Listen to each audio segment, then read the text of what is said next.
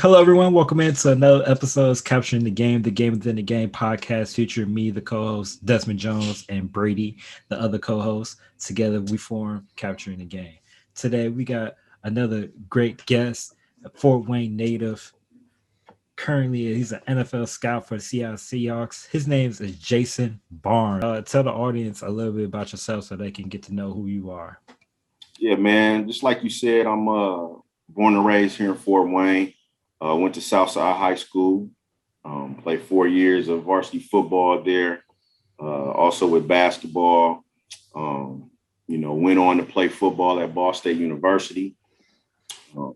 Made some good connections there, and had a pretty decent showing there, and came back and ended up getting the job with the Seattle Seahawks. Started off as an intern for a year and a half, 2 years. And, after that, it developed to a full-time job, man. So this will be year 16 for me out there in Seattle, man. So, that's kind of my little story in a nutshell. Just an athlete, came up and, wanted to stay in the athletic realm. I got my degree in criminal justice. I had always been, kind of interested in that stuff, but the sports thing was the main thing for me and my whole family. So wouldn't want to be doing anything else but staying in the sports department, man, for a career. And that's awesome. So where did your love for football and your love for sports, where did that start? Man, honestly, man, it started for me at a very, very young age because my uncle, Roosevelt Barnes, he played in the NFL. So, I've always been around sports ever since I can remember, man. We were little with basketballs and footballs and helmets and stuff running around the house, man. So it was just like a thing for my whole family. We were just a sports family.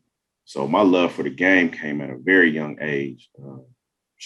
As far as I can remember back, man. So I think, just from a young age and being around my uncle and him taking us to games in Detroit, he played for the Detroit Lions, watching Barry Sanders and all those guys back when I was young, man, just coming up, being around guy. He ended up being a sports agent. So being around other players like Rod Woodson, Deion Sanders, all of those guys, kind of, it was just one of those things that was in us from a young age.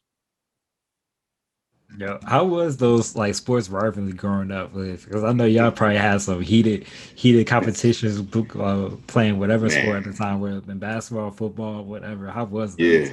So me and my cousin Javon, man, that's my brother. We're first cousins, but that's my brother. Man, we had so many heated rivalries, man, just in my grandmother's backyard with the basketball hoop or in the front yard playing football. You know what I'm saying? We went at it all the time. It would always lead to fist fights. You know what I mean? So we would get them out the way. Then an hour later, we'd be back playing a Nintendo or something. We'd be back cool. And then, once we got playing Metro, like around 9 years old up through 12, we had always been on the same teams. You know what I'm saying? But when middle school came around, he went to a different middle school. I went to a different one. So we came back together and went to Southside up until after our sophomore year. And that's when he left and went to Lures. So that was another rivalry, naturally, Southside and Lures, that's down the street from one another. So we had to duke it out again on the hardwood and on the field. Of course, I came out victorious most of the time. You know what I mean? So, but yeah, man, those rivalries growing up were good, man. But it's just like everybody else. You got a brother you close to like that, you're gonna have your share of rivalry. So it was all good. No, it's nothing like having family rivalry. So I always Yeah, wish I had like a cousin like that, or yeah, just someone close to me at age to be able to just compete with and just go at it yeah, with it, man. So that's yeah, that's yeah, awesome, man. yeah. So so when you joined Seattle, so you applied for this internship in Seattle, did you ever think that it would lead to this 15-year career with the organization? Man, nah, this is what happened, man. My uncle, like I said, he was a sports agent, right? So he was the agent for Walter Jones. So after I got done with school, I actually came back home for a few months, man, and just started working. Just kind of, we graduate from college and everybody has aspirations to play in the NFL. And for me, it just didn't work out. You know what I'm saying? So I came back home, started working for a couple months, and he approached me with going out to Seattle on an internship or training camp.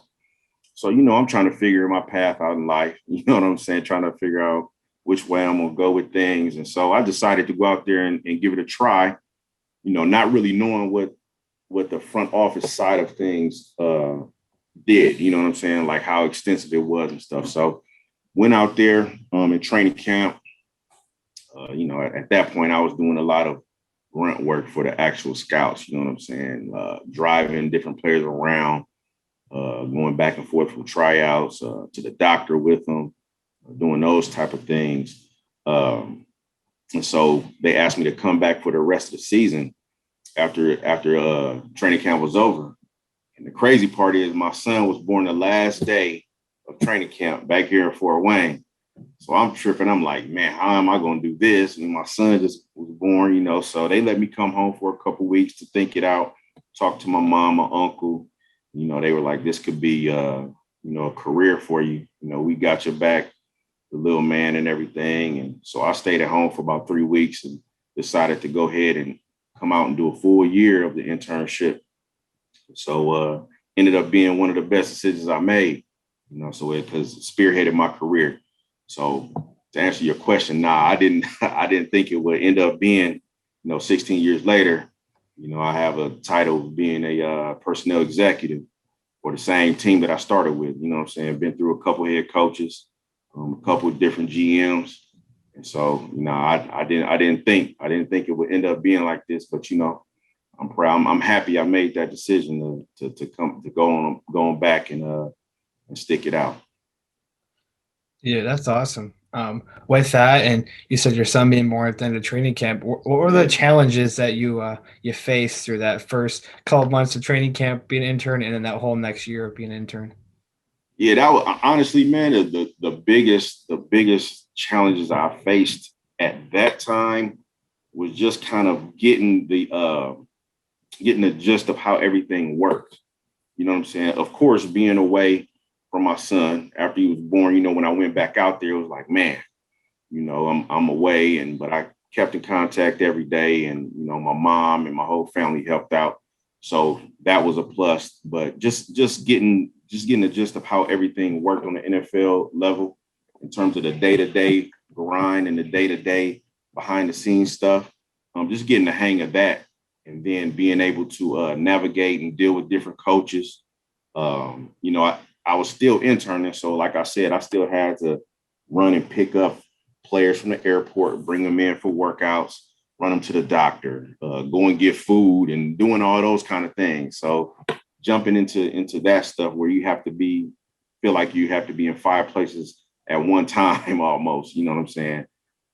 Those were the biggest challenges at that point. But, after a while, I got used to it, and it became kind of like clockwork. I understood what I needed to do. So just getting used to everything and really staying on top of what you needed to stay on top of. Like if they ask you to get something done, you almost want to get it done as fast as you can so you can move on to the next thing. You know what I'm saying? Just to show them that you're on top of everything. So just doing that would probably be the most challenges I had to face at that time. Yeah, no, that's all very interesting because anytime you come in as an intern, you learning what it takes to actually get at the next level, but you over here doing this grunt work at the same time. Exactly. So you like, yo, I just want to actually do my actual job. Like let me learn something, But Yeah. how long did it actually like take you in your career to actually finally hit your groove to be like, yo, I feel pretty confident and with my scouting abilities and just my daily routines with the organization? I think when I finally got comfortable, it was probably year two after, that first year you learn the ropes, you learn how everything works. You sit down, like I was around some guys who had been in scouting for a while that was on staff there. So they would sit me down and we would talk about certain things of how to look at certain positions scouting wise. They would teach me how to go through a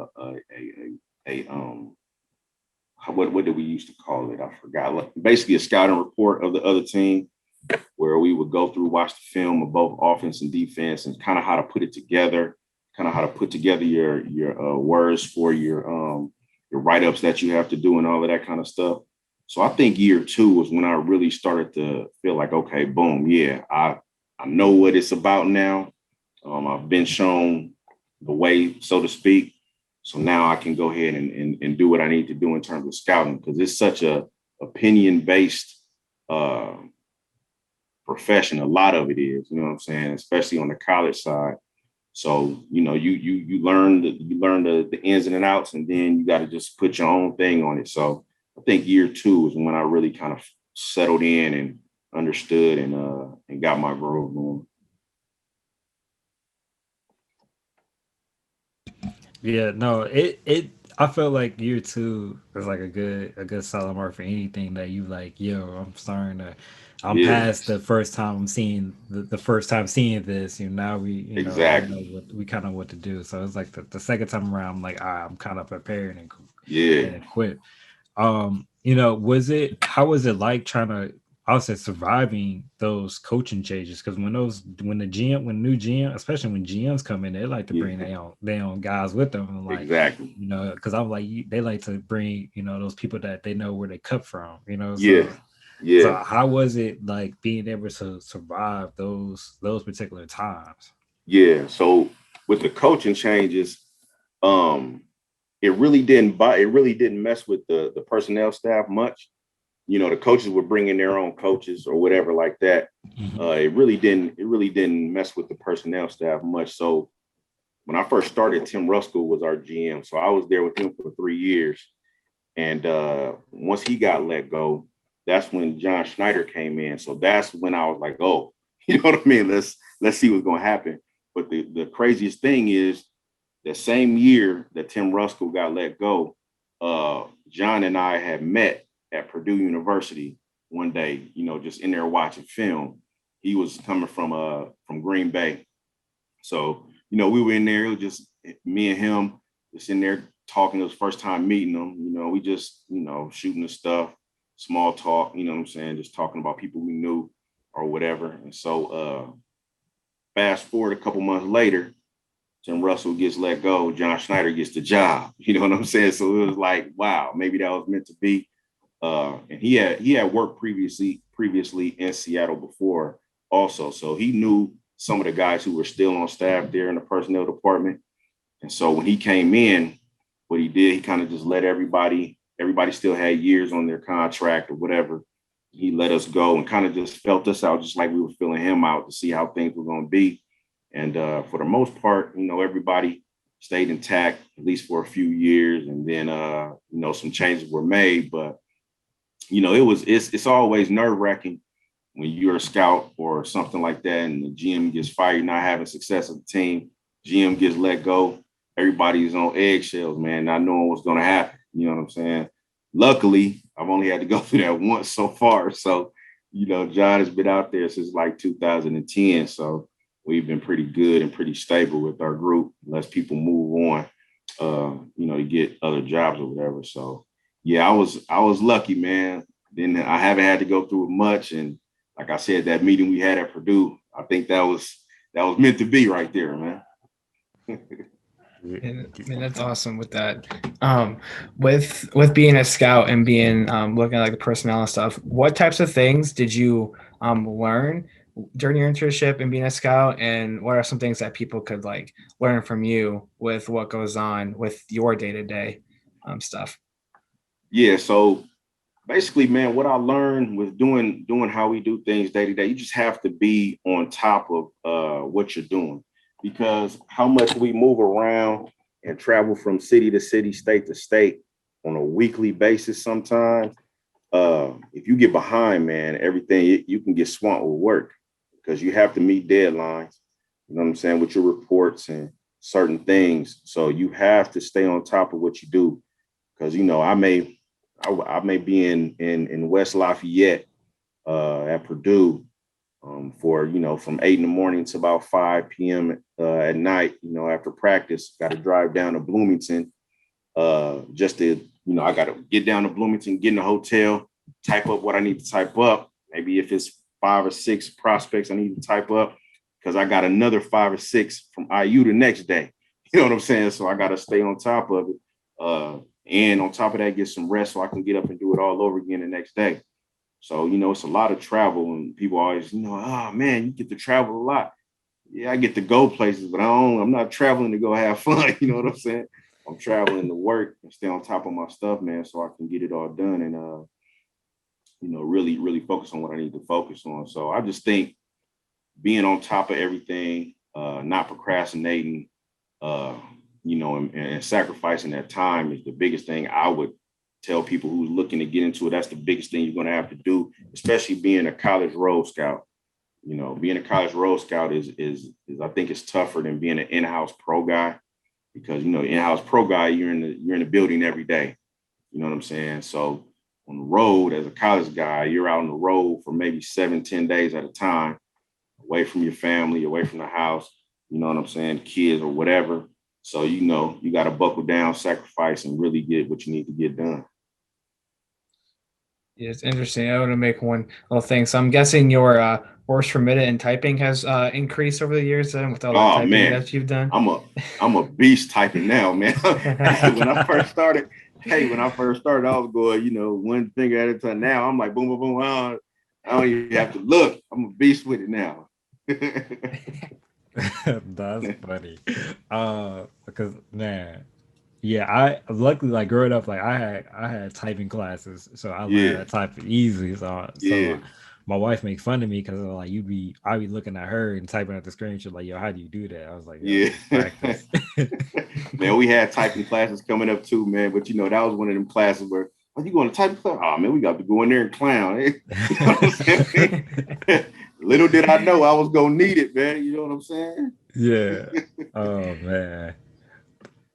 What so with being a scout, like how well do you have to really like trust, I'll say, your guts when you're looking or evaluating people? Because I feel like it, like some people, when you look at different scouting reports, some people like, yo, they say this about this player. Yeah. And then we go read somebody else's scouting report, it's like something totally different. So now you sitting here like, yeah.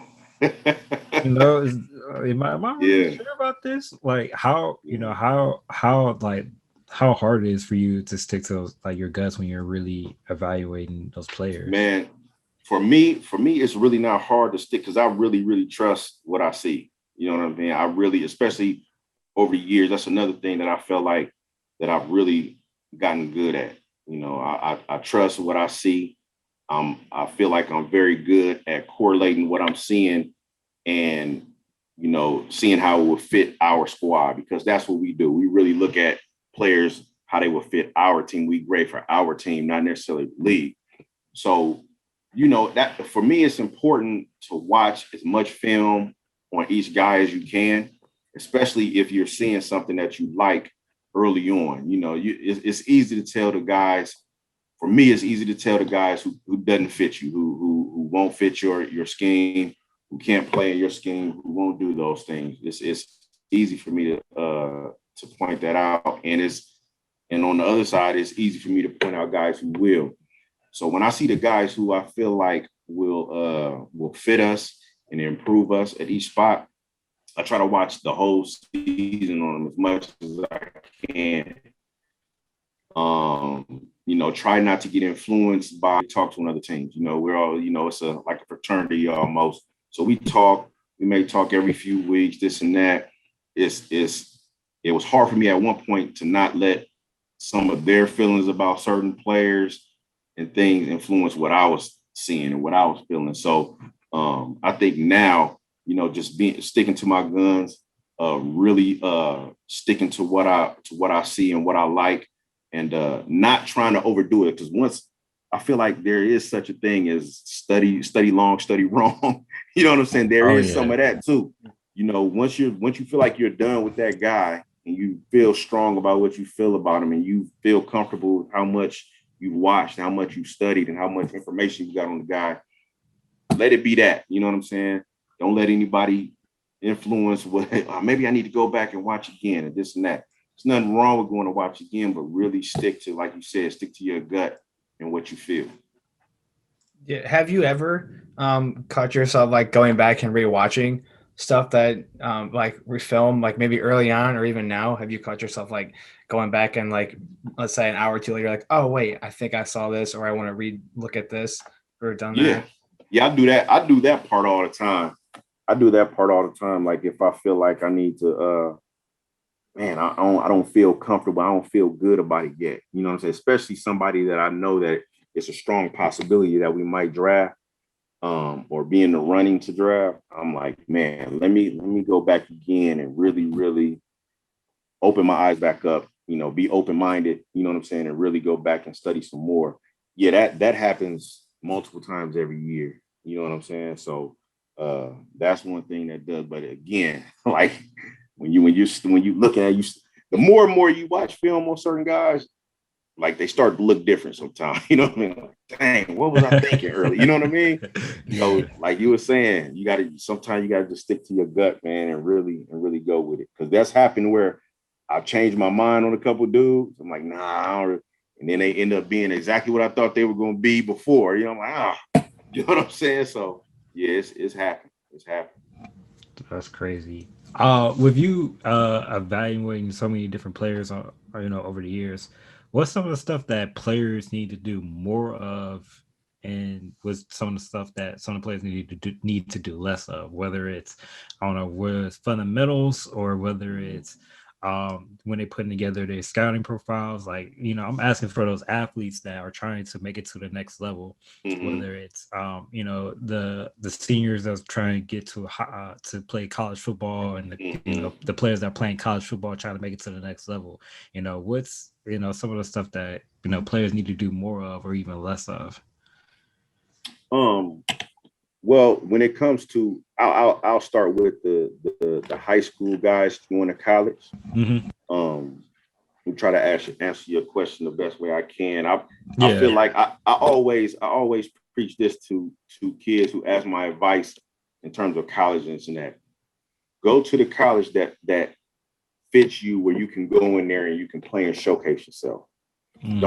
Don't pick a college based off the name of the school and how big it is, because a lot of kids get caught up in the name and, oh, this is a Big Ten school or this is an SEC school or this and that. But don't forget, these big name schools are recruiting new people every single year. If you don't come in there with something special and solidify yourself, it could be a new guy coming in next year to jump you. You know what I'm saying? So I always tell the young guys coming out of high school, going through the recruiting process, pick the school where you can best be showcased, whether it's Division 1, 2, 3, NAIA, because this isn't like in the 90s when we were coming up, where if you weren't at a big time school, you really weren't getting looked at for real by scouts.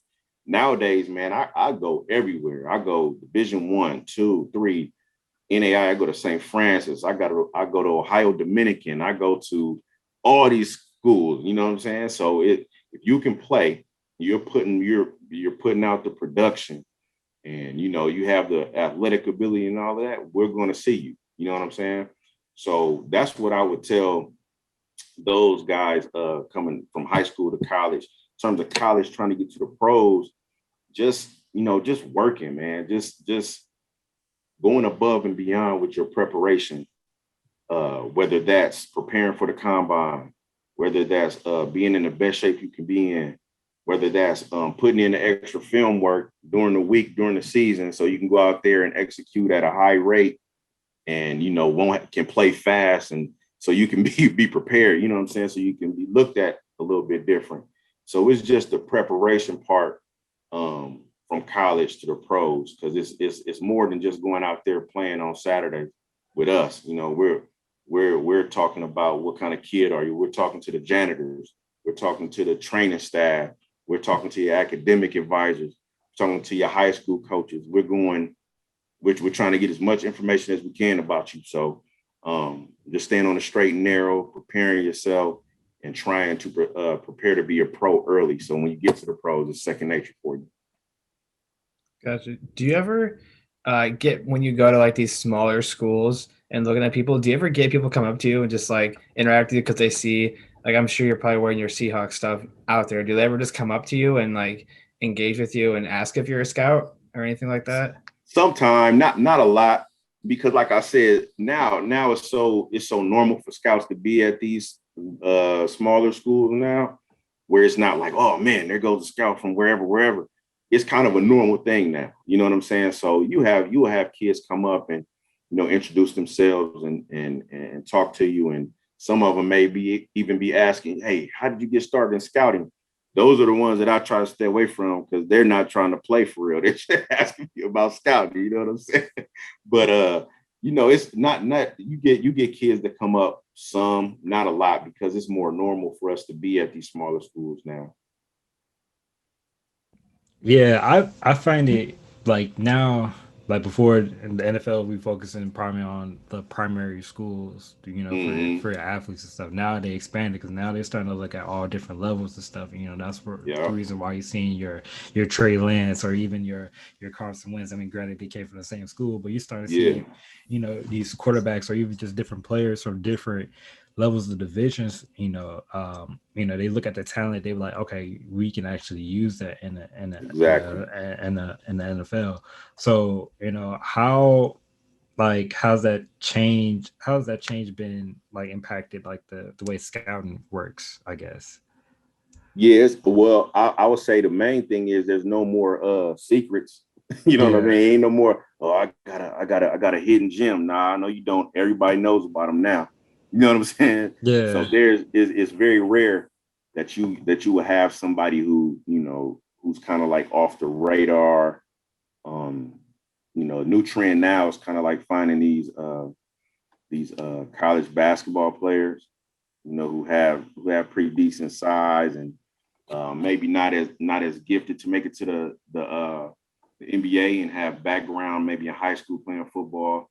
Give them tryouts, try to see if they can play tight end, offensive line, defensive line, that kind of stuff. I mean, that's kind of the new wave for the last 5 years, 5, 6 years. But I think the biggest difference is just with everybody hitting multiple small schools, and it's really not any unknowns in terms of players anymore. Everybody knows the guys, just who's lucky enough to get them. Mm, that's deep. Yeah, with that, since kind of the pandemic now, how has that, like the beginning of COVID, how would that impact the scouting that you do and like the recruiting process of trying to go find players? How has that been impacted? How have you had to change how you look at that? Yeah, so when the whole COVID thing came down, man, we got shut down. We couldn't go to any campuses this past season. So everything was based at home. We did all of our meetings with coaches that we would normally do in the school on Zoom. So Zoom was a big thing. They would weekly, we would have multiple Zoom calls weekly with different schools. All the coaches would be on there, the academic people, all the support staff that we need to talk to. And then just not getting out there and being able to see practice and get up on the kid, you know what I'm saying, see the body type and, all that kind of stuff. That was a little different. So the first exposure we got to a lot of these players this past year was the Senior Bowl in January. That was still on. That was the first kind of interaction with a lot of players. So that was different. Then being able to interview these players, get face to face, whether it's at the combine, which we didn't have, the other All-Star games, which got canceled. That's also a big thing for us, to sit in front of these kids and interview them about certain things. So again, the only time we got to do that was at the Senior Bowl. So we had a lot of Zooms. Zoom was major this year, man. So it impacted. It impacted. It was a big thing. It was kind of more hectic, having to do everything at home versus getting out there to the school and getting to a hotel. You can sit down and really concentrate on what you have to do. Being at home is a whole different dynamic. A lot, you know what I'm saying. So it was a trying year this past year. So hopefully everything gets back to normal going forward, though. Yeah, I was gonna say. So, are you going forward? Are you going to be still kind of doing a lot of things virtually, or are you trying to still go and see things in person like you were doing prior to the pandemic? Yeah, I think everything that way is kind of opening back up. I think they're going Mm, to allow us to get back out. You know what I'm okay. saying? So I think it's going to be more of a normal year this year in terms of travel and getting into the schools and stuff. Now I think some things may be cut down a little bit, like what we do out with in Seattle. We may not go off a training camp. You know, we may just do some things virtually. Um, you know, just talk about some certain stuff. So I think most of it will get back to normal though. Gotcha. Yeah, I'd hope for you guys for that aspect that it'd go back to normal, so you guys can actually Yeah. get there on a practice field and get there and watch some games. So you got that in person feel instead of sitting behind a computer screen Yeah. talking with different people, not seeing the true player out there for you. Exactly. Exactly. Yeah. So with that, what is one of your best memories so far working with the Seattle Seahawks? Man, my best memory was winning that Super Bowl. You know, winning that Super Bowl was big.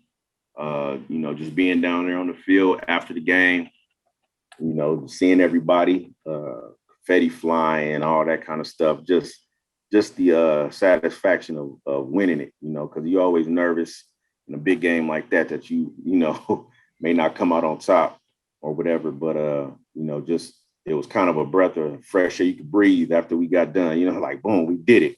Because I felt going into the season that we had the team to get it done, and anything less would have been a failure. And it's kind of like boom, we got it done. So I think winning that Super Bowl was the best memory I have.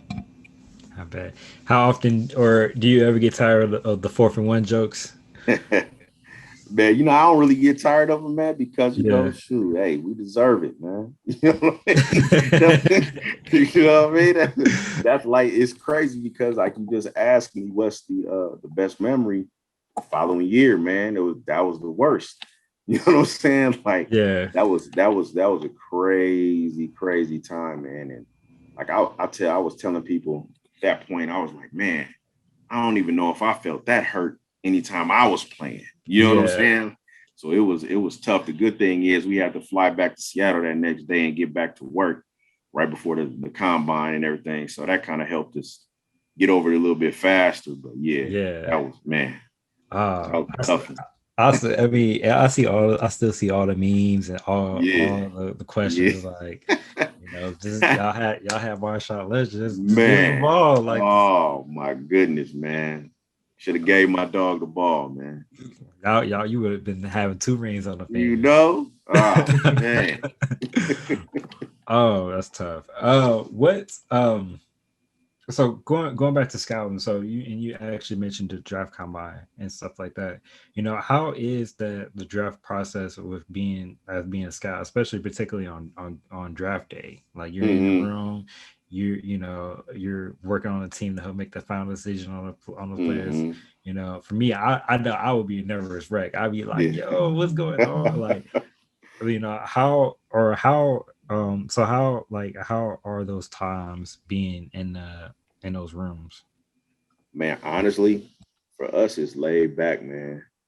Like we feel we've prepared for those 3 days so well that it's kind of like, man, like we're sitting there, we're chilling, we got music going. Pete is usually up in the front throwing the ball up and down. You know what I'm saying? It's relaxed. It's nothing like you saw for us. I can't speak for every organization, but for Right. us, it's nothing like you saw in that one movie. What was it called? Draft Day, Yeah, Draft Day. my favorite movie. Favorite Yeah, movie. it ain't for us. It's nothing like that, man. Like nothing. We're laid back, man. It's just kind of like boom. We have the certain guys that we will pick with this pick coming up, whether it's the first round, we'll pick it low, and we have all the picks in front of us. We still have maybe 6 or 7 guys that we feel like are going to fall to us and we want to pick. And if they get taken off, the next guy moves in front. So we just roll along with it, man. And then, we've been known for trading back. So our guy in there, we're going to trade back and pick up a couple other picks. So it's our situation in the war room and stuff is just real laid back, man. It's nothing like you saw in the movie. It's not very tense. If we have questions, we still talk, and they may, John and Pete may have questions for me. I'll come up, they'll ask me, I'll tell them, reassuring what I think, boom, boom, boom, and all right, cool.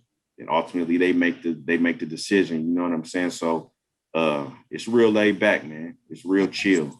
Like I said, they may be different in other organizations, but I haven't experienced anything other than that though. No, that's good. I always thought that it's probably chaotic and people nerve wracking. Like people will make trades Yeah. and y'all go, "What's going on?" Like, Yeah. No, like when those trades go down, man, we basically know a pick or two before hours that, okay, boom, let's go. Let's get these teams on the phone, see if we can do it. So it's done before it really comes across. So it's not as hectic as you would think. okay. All right. I'd be curious because one of the things that like in my family that me and my brother, and my dad, we always do. We always watching the NFL draft. Like that's like the Yeah. big highlight for us because we like seeing Yeah. the new talent come in and just kind of we Mm-hmm. put it on our own scouting eyes for Yeah. how, and, we try to figure out what our team is doing. So it's always good to hear Yeah. those draft day stories. Had there ever been times that you've been in the room and you're like, yo, we need this particular kid Mm-hmm. because X Y. Yeah. Okay. Yeah. Yep. It's been many of those times, man. Many. And then we either get them or we don't. Yeah. It's like, but hey, unless you in that position where you can make that decision, bro. You gotta sit back there and take whatever it is. If you ain't, Right. because they give you a chance to speak your piece during the meetings leading up to that day. You know Yeah. what I'm saying? And then even if you do speak your piece, if John and Pete, hey, all right, we hear you, but we gonna do this. That's just what it is. You know what I'm saying? That makes total sense. Yeah. Yeah. Um, what's some of the things, and you probably kind of talked about it a little bit, but I'm not sure how much you can really talk about it because of your position or whatever. But Mm-hmm. what are some of the things that you look for in scouting a player? Like, what's your like? All right, this is my own checklist. Yeah. So honestly, for me, it depends on what position you're playing, right? It depends on what position you're playing in terms of physical traits. But the things that we really, really that we want all of our players to have that we take, we pride on having grit, being smart, being reliable, and being tough. You know what I'm saying? Those are the things that we want. No matter what position you play, we want you to be mentally tough. We want you to be smart player, smart enough to get the job done, be reliable, you know what I'm saying? And just be tough, man. Those are the things that we really, really hone in on every player. Those are like our must. If you don't fit that criteria, we really can, we may get you down the line, but we need that right now. So, but outside of that, when it comes to the physical traits, it just all depends on the position. Like, with a receiver, you want them to have quick feet. You want them, of course, to catch the ball well. You want them to have that speed and quickness to separate, change of direction, quickness. All the main things you can think of. Run after the catch. You know what I'm saying? Being able to get in out of breaks, all of that kind of stuff. So it just all depends on the position. That's it. Yeah, that's interesting to see and to hear about that. And one of the things we have here is how true are some of the rumors that go around the NFL? How true are those things that come across your guys' like maybe on draft day or Mm-hmm. throughout the year? How true are some of those, if you can answer? or Well, if it, you or if mean it, like the rumors and stuff from Ian Rappaport and all those cats? You yeah, talking or about that kind of stuff? or even stuff like Russ, trying looking at Chicago, I mean, like honestly, man, I would say a lot of it has some legs to it. You know what I'm saying? It's rare that those things just come out of nowhere. You know what I'm saying? So it's a lot of that stuff that you see, the rumors that come across. It's some truth to it. It may not be 100% true, from all aspects. They may be hearing one side of the story from this part of the crew. They may not be hearing the other side of the story. But I would say most times that some of that stuff comes, across screen on ESPN or whatever. It's where there's smoke, there's fire. You know what I'm saying? So It's some truth to it. It may not be 100%, but it's some truth to some of that stuff, man. Okay, that's fair. That's fair. We'll take that. Yeah, because man, this being a Bears fan this summer, it's been crazy. We went. That I ain't gonna lie, bro. That wasn't gonna happen. We may be crazy, but we ain't that crazy. You know what I'm saying? Well, we crazy. That's the problem. we got dreams, man. Look, I'm tired of telling people that the best quarterback I've seen in my lifetime for the Bears is Jay Cutler, and that's not we went from hammering for Deshaun Watson to wanting Russell Wilson. And now signing Andy Dalton, and then we end up. Hey man, y'all got hope, man. We got hope. Y'all got Fields to see what he got. You know what I mean? See what he got. Yeah. Well, I got some questions. Well, I'll offline about that. Oh man, no, this has been good. But now we're going to conclude. That concludes our first segment of our interview. So now we're going to transition into our rapid fire segment. So it's the game within the game segment where we ask you either or questions where and we have a scoreboard that one day we're going to post on either Instagram or Twitter on just basically a lot of different results that we have. So it's been a lot of fun. So my question for you is, are you ready to play? I'm ready, man. Let's get it pop. All right. So check it out. So we're gonna start off soft with this first question. All right. So are you a chocolate chip cookie fan or an oatmeal raisin? Man, chocolate chip all the way. I'm not mad at the answer. I bet you nobody picks oatmeal raisin.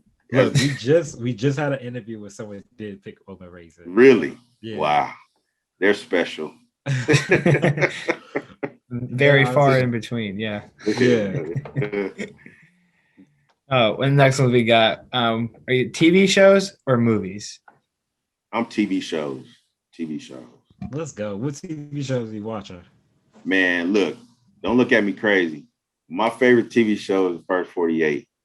That I love, like I said, I'm a criminal justice major, whatever. I like those type of shows, you know what I'm saying? Of course, back in the day, I used to be a big Martin, Wayne's Brothers, Jamie Foxx show, all those shows, and they still come on, man. So I'm watching them all the time, man. So I'm a TV shows guy. Those, your Martin, your Will, the Fresh Prince, I can't think of the other shows, but all them shows are iconic iconic and timeless to the culture. Man. Like you can't ever go wrong without picking up and watching them all the time. I know me, like one of the first things that me and my wife did when we first started dating was we was watching Martin. Like that was a go-to every night, was watching Martin. No doubt. If you don't like Martin, like y'all first start dating, you can't rock with Martin. I don't know if this gonna work. All right, so here we go. So we're gonna get into a couple football questions. So, Randy Moss or Terrell Owens? I'm taking Randy. Okay. I'm taking Randy as well. So. Me too. Taking Randy. Him. Yes, sir. Oh yeah. Next one, Walter Payton or Barry Sanders? Oh man, I gotta go with Barry. That's my all-time favorite. Barry's my all-time favorite. I'm taking Barry. Okay. Yeah, they both. Oof, that's tough. Taking Barry, baby. That make you miss with something special. Ooh. That's tough. Okay. Tom Brady or Peyton Manning? I'm gonna take Peyton. Ooh. I got Brady. Only Patriots fan. There you go. See, I feel you. That's about it. I feel you. Who's the better athlete, you or Javon? I'm the better athlete.